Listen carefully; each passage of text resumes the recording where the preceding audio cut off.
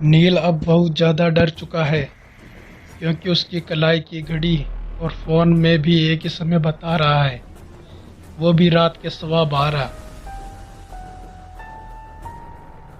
अब इससे पहले कि नील कुछ कहता, मयूरी उससे पूछती है, क्या हुआ नील, समय देख रहे हो ना? जो समय तुम्हारी घड़ी में हुआ है वही समय मेरी घड़ी में अभी हुआ है। ये देखो। अब नील घबराते हुए मयूरी की कलाई में बंधी हुई घड़ी देखता है, जिसमें भी 12:15 ही हुए हैं।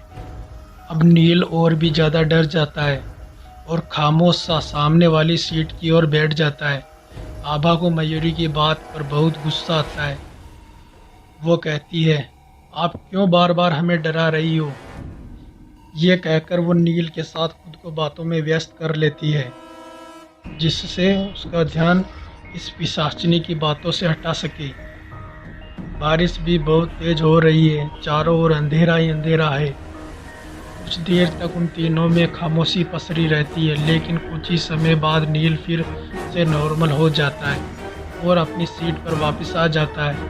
अब वो मयूरी को कहता है, देखिए आप अपने अंधविश्वास से बाहर आइए ना, तो खुद डरिए ना, हमें भी डराइए मत।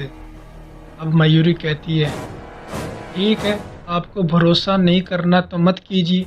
यह कहकर फिर से अपनी माला निकालकर मन ही मन मंत्रों का जाप करने में व्यस्त हो जाती है।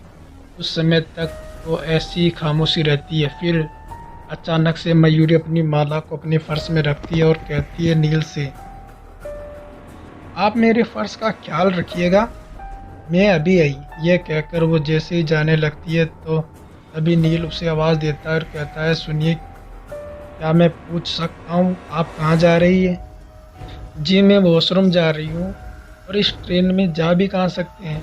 ये कहकर वो जैसे ही जाने लगती है तो नील उससे फिर आवाज़ देता है और पूछता है, जब आपको पता है कि इस समय सभी को खतरा है तो अकेली क्यों जा रही हो?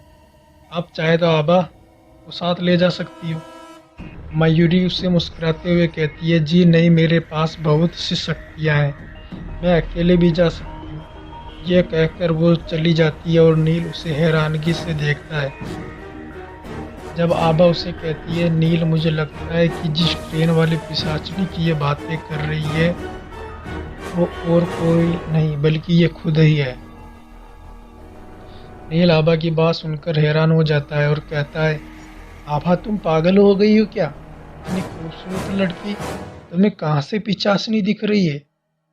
अब आबा उसे फिर समझाते हुए कहती है, देखो, मैंने ये सुना है कि जो ये चुड़ैले पिशाचनी वगैरह होती है ना, ये अपना रूप बहुत सुंदर बनाकर रखती है, जिससे ज़्यादा से ज़्यादा इंसान इन्हें देखकर आकर्षित हो जाए।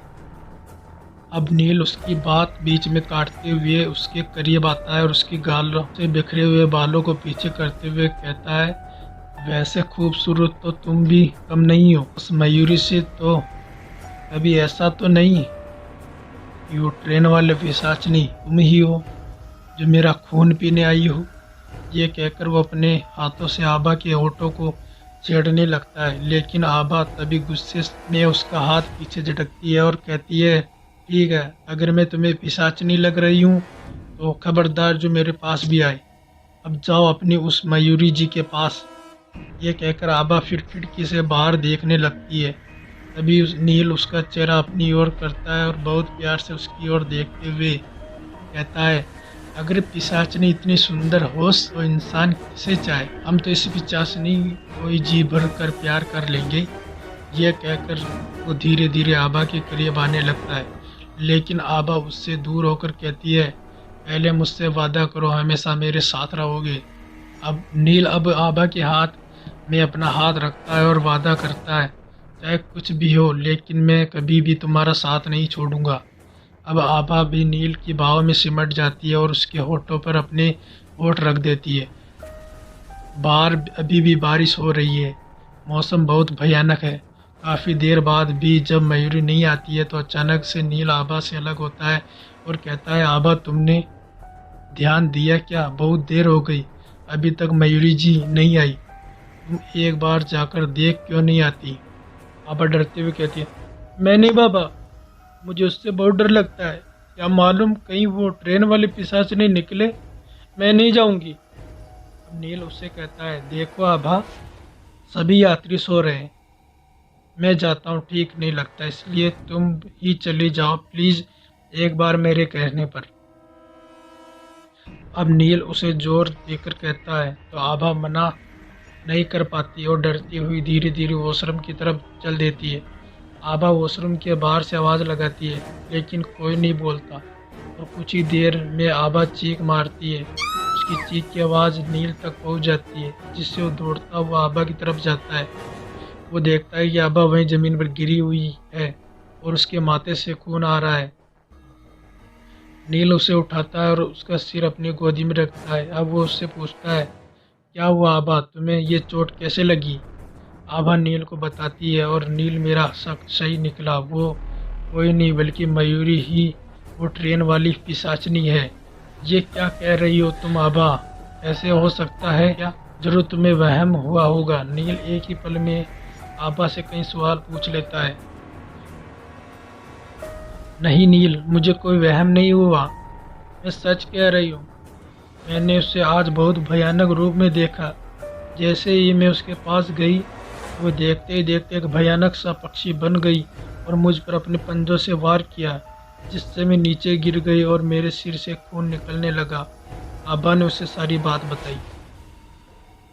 नील को भी अब आभा की बात पर भरोसा हो गया और उसने अपने कलाई पर बंधी घड़ी को देखा तो उसमें अभी भी 12:15 ही बजे थे। नील अब डर की वजह से पागल हो गया था। उसके चेहरे का रंग फीका पड़ गया था। उस रात के इम्तिहान शुरू हो चुके थे। आभा और नील एक दूसरे के गले लगे हुए रो रहे थे। चारों तरफ सन्नाटा था, लेकिन अब जो होने वाला था वो इससे भी ज़्यादा भयानक था, जिसकी नील ने कल्पना भी नहीं की थी।